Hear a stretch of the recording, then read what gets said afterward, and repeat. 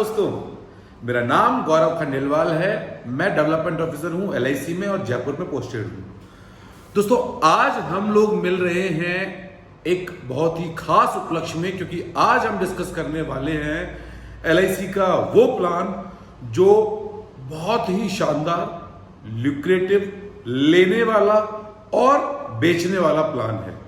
दोस्तों, इस प्लान का नाम है जीवन लक्ष्य। जी हां, जीवन लक्ष्य प्लान, जिसका टेबल नंबर है 933। आज हम लोग इसके बारे में डिस्कस करेंगे। तो सबसे पहले जीवन लक्ष्य की बेसिक कंडीशंस के बारे में डिस्कस कर लेते हैं। तो जीवन लक्ष्य लेने के लिए मिनिमम एज 18 साल होनी चाहिए और मैक्सिमम एज 50 साल होनी चाहिए। जीवन लक्ष्य प्लान के अंदर मिनिमम 18 साल के बच्चे की ही पॉलिसी हो सकती है और मैक्सिमम 18 साल के व्यक्ति की पॉलिसी हो सकती है। ध्यान से ये लाइन जो है वो ध्यान रखना, ठीक है। अगला पॉइंट, इस पॉलिसी को 65 वर्ष की आयु तक ही हम रख सकते हैं। मतलब मैच्योरिटी एज 65 वर्ष है, मतलब 50 साल का व्यक्ति मैक्सिमम 15 साल के लिए पॉलिसी रख सकता है, उससे ज्यादा नहीं रख सकता। तीसरी चीज है टर्म। ये पॉलिसी मिनिमम 13 साल के लिए और मैक्सिमम 25 साल के लिए हो सकती है, ठीक है। और अगली चीज है PPT, premium paying term. Premium paying term का मतलब है कितने वर्ष प्रीमियम भरना है। तो दोस्तों, इस पॉलिसी में जितने साल की पॉलिसी होती है उससे 3 साल कम प्रीमियम भरने होती है, ठीक है। 13 साल की पॉलिसी में 10 साल, 25 साल की पॉलिसी में 22 साल, 20 साल की पॉलिसी में 17 साल। इस तरीके से 3 साल कम प्रीमियम भरना होता है जीवन लक्ष्य, ठीक है।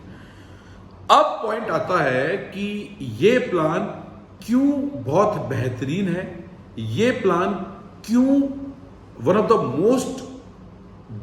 द बेस्ट प्लान कह सकता हूं मैं, मोस्ट अट्रैक्टिव प्लान कह सकता हूं मैं, और क्यों ये प्लान सुकन्या से अच्छा है। जो पोस्ट ऑफिस में चलती है सुकन्या बच्चियों के लिए, क्यों ये प्लान सुकन्या से बेहतर है, इस बारे में हम डिस्कस करेंगे। तो बने रहिए इस वीडियो में मेरे साथ आखिरी तक। जी दोस्तों, तो अब पॉइंट ये आता है कि सबसे पहले तो हम बेसिक चीजें देख लेते हैं कि भाई जीवन लक्ष्य प्लान आज हमने किसी व्यक्ति का किया। मान लीजिए उस व्यक्ति की आयु है 30 वर्ष, ठीक है। अब हम किसी के घर पे गए पॉलिसी करने के लिए। मान लीजिए उसके घर में 2 साल, 3 साल, 4 साल की गुड़िया है, बेटा है। तो हर व्यक्ति का एक कंसर्न रहता है कि भाई मेरे बेटे की पॉलिसी करो या मेरी बेटी के लिए पॉलिसी चाहिए मुझे।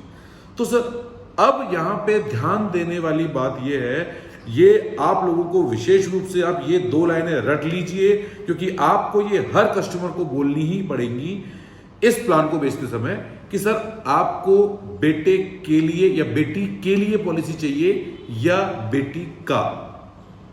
समझ रहे हैं? बेटी के लिए पॉलिसी या बेटी की पॉलिसी। अब सामने वाला पूछेगा इसमें फर्क क्या है, तो हम उनको फर्क बताएंगे कि सर बेटी की पॉलिसी का मतलब है कि हमने बेटी के नाम पे पॉलिसी कर ली।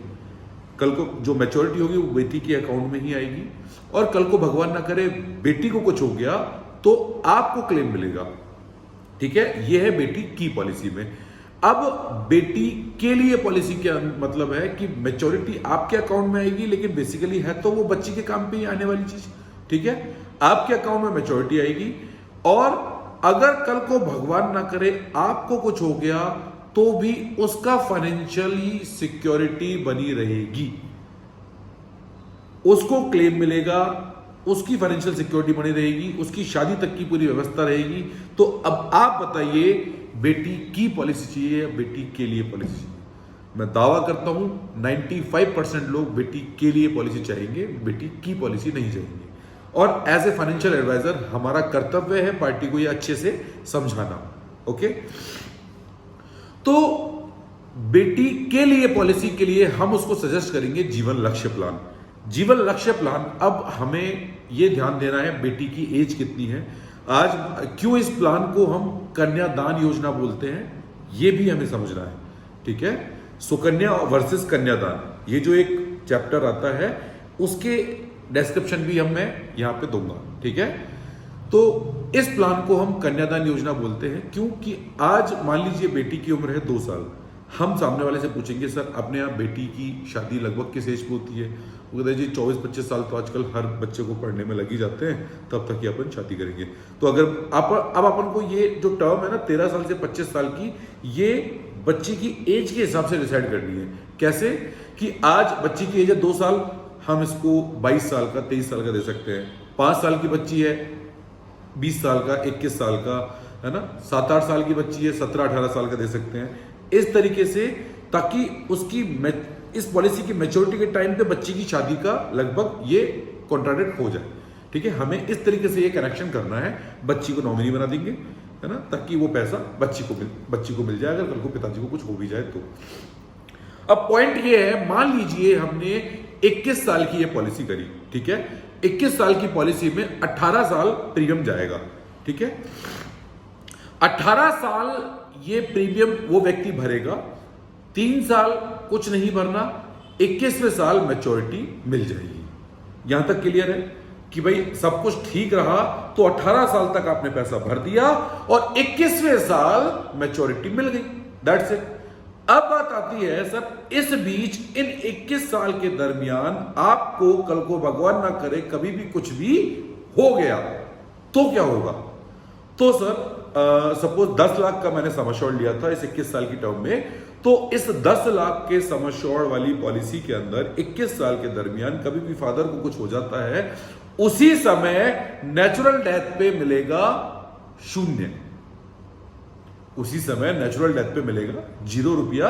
और अगर एक्सीडेंटल डेथ हो जाती है तो चूंकि हम इस पॉलिसी में ADDP राइडर देते हैं बाय डिफॉल्ट, तो एक्सीडेंटल केस में 10 लाख रुपए जो बेसिक एक सम एश्योर्ड मिलेगा वो मिलेगा।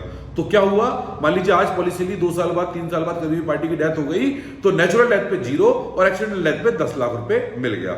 यहां तक क्लियर है, ठीक है। अब क्या होगा, अगले साल से जब उस पॉलिसी की प्रीमियम भरने की तारीख आएगी, पॉलिसी एनिवर्सरी होगी, तो उस समय चूंकि पार्टी की मृत्यु हो गई तो अब पैसा तो कुछ भरना ही नहीं है। उसके अलावा पैसा तो भरना ही नहीं है, 10% ऑफ द सम एश्योर्ड, मतलब 10 लाख अगर सम एश्योर्ड है तो 1 लाख रुपए नॉमिनी को अब LIC हर साल देना शुरू कर देगी, ठीक है। तो नॉमिनी को LIC 1 लाख रुपए हर साल दे रही है। ये कब तक देगी, टिल मैच्योरिटी, जब तक मैच्योरिटी होगी पॉलिसी की। हमने इसमें 21 साल की मैच्योरिटी रखी थी, 21वें साल तक ये पैसा मिलेगा और 21 वर्ष पश्चात जो मैच्योरिटी मिलनी थी 10 लाख के सम एश्योर्ड में लगभग 21 लाख रुपए की मैच्योरिटी मिलेगी 21 साल की टर्म में, तो 21 लाख रुपए ये पैसा मिलेगा ही मिलेगा। तो हम पार्टी को ये बोलेंगे कि सर आज से ही आपने ये 21 लाख रुपए का बेटी का कन्यादान कर दिया कि अगर आप हो तो पूरे 18 साल पैसा भरोगे और 21वें साल 21 लाख रुपए ले लोगे और बच्ची की शादी में लगा दोगे। और अगर आप नहीं हो तो उसी समय पैसा मिलेगा, है ना, उसी समय या तो नेचुरल डेथ पे 0 और एक्सीडेंटल डेथ पे 10 लाख रुपए। उसके बाद एवरी ईयर आपकी बेटी को पढ़ाई लिखाई के लिए, उसके लालन पालन के लिए, उसकी बेटर एजुकेशन के लिए, उसके फ्यूचर के लिए LIC एक नकली पिता के रूप में काम करेगी, डमी फादर के रूप में काम करेगी और आपकी बेटी को हर साल 1 लाख रुपया देगी उसकी पढ़ाई लिखाई के लिए। ये 1 लाख रुपया कब तक देगी, जब तक आपने उसकी शादी का प्लान किया है। 21 साल तक ये 1 लाख रुपया देगी और 21 साल बाद जो आपने सोचा है, जो आपने सपना सजोया है, आज वो 21 लाख रुपए आपकी बेटी को उसकी शादी पे मिलना तय है। दुनिया की कोई ताकत उसको मिलने से नहीं रोक सकती। अब इस प्लान के अंदर जो नेचुरल डेथ पे 0 मिल रहा है ना, ये थोड़ा सा अटपटा सा लग रहा है। तो इसको दूर करने के लिए हमें क्या करना चाहिए, इसको दूर करने के लिए हम इस पॉलिसी के अंदर टर्म राइडर भी देंगे किसी भी व्यक्ति को। बाय डिफॉल्ट जिस तरीके से हम हर प्लान में ADDP राइडर देते हैं, उसी तरीके से जीवन लक्ष्य इकलौते इस प्लान में आपको बाय डिफॉल्ट टर्म राइडर देना है, ठीक है। टर्म राइडर क्या होता है ये मैंने मेरी पुरानी वीडियोस में, राइडर्स की वीडियोस में आपको बता रखा है। तो अगर हम टर्म राइडर दे देंगे तो टर्म राइडर का बेसिक मीनिंग मैं बता देता हूं। टर्म राइडर देने के बाद टर्म राइडर एक, मैं कह सकता हूं, एक्स्ट्रा फीचर है पॉलिसी का, जिसके लिए थोड़ा सा बाय डिफॉल्ट एक्स्ट्रा पैसा भी लगेगा। और उसके एवज में क्या होगा, पार्टी को एक सम एश्योर्ड एक्स्ट्रा मिलता है। ये दे तो अपन किसी भी पॉलिसी में सकते हैं, लेकिन जीवन लक्ष्य में कंपलसरीली देंगे, ठीक है। तो अगर टर्म राइडर हमने दिया है और जीवन लक्ष्य में देते ही है, तो एक सम एश्योर्ड एक्स्ट्रा मिलेगा at the time of death, चाहे जो भी पहले कुछ भी मिल रहा हो, ठीक है। तो नेचुरल डेथ पे अब क्या मिलेगा? नेचुरल डेथ पे मिलेगा, जहां 0 मिल रहा था वहां 10 लाख, तो नेचुरल डेथ पे 10 लाख, एक्सीडेंटल डेथ पे 20 लाख। क्लियर? तो अब यह पॉलिसी खूबसूरत बन गई कि अब हम बताएंगे कि सर अगर सब कुछ ठीक रहा तो 18 साल तक पैसा भरोगे, 21वें साल में चोटी ले लोगे 21 लाख रुपए की। अगर इस बीच कुछ हो गया तो नेचुरल डेथ पे 10 लाख, एक्सीडेंटल डेथ पे 20 लाख, उसके बाद हर साल 1-1 लाख रुपया, और लास्ट में जो मैच्योरिटी मिलेगी वो तो मिलेगी ही मिलेगी। क्लियर? ये प्लान मेरे हिसाब से आपको समझ में आ गया होगा। लेकिन अब आपके सामने सबसे बड़ा प्रश्न खड़ा होगा कि सर मैं LIC की कन्यादान योजना क्यों लूं, पोस्ट ऑफिस की सुकन्या योजना क्यों ना लूं? ठीक है, तो आपको इसके लिए अंतर समझाना पड़ेगा। देखिए, पोस्ट ऑफिस में भी पैसा भरना है, कन्यादान में भी पैसा भरना है, ठीक है। पोस्ट ऑफिस की सुकन्या में भी पैसा भरना है, LIC की कन्यादान में भी पैसा भरना है। सुकन्या में भी रिटर्न मिलेगा, LIC में भी रिटर्न मिलेगा, यहां तक तो सेम है। लेकिन अगर पैसा भरने वाले व्यक्ति की मृत्यु हो गई तो क्या होगा? तो सुकन्या योजना में पैसा उसी समय कुछ नहीं मिलेगा, चूंकि मृत्यु हो गई उसमें कुछ नहीं मिलेगा। LIC में मिलेगा। नेचुरल डेथ पे 1 सम एश्योर्ड, एक्सीडेंटल डेथ पे 2 सम एश्योर्ड, ठीक है। नेचुरल डेथ पे 10 लाख, की सम एश्योर्ड में 10 लाख, एक्सीडेंटल में 20 लाख, उसी समय मिल गया। अब सुकन्या में आगे हर साल पैसा भरना है कि नहीं भरना? भरना है। LIC में भरना है कि नहीं भरना? नहीं भरना। LIC में आगे अब कुछ पैसा नहीं भरना।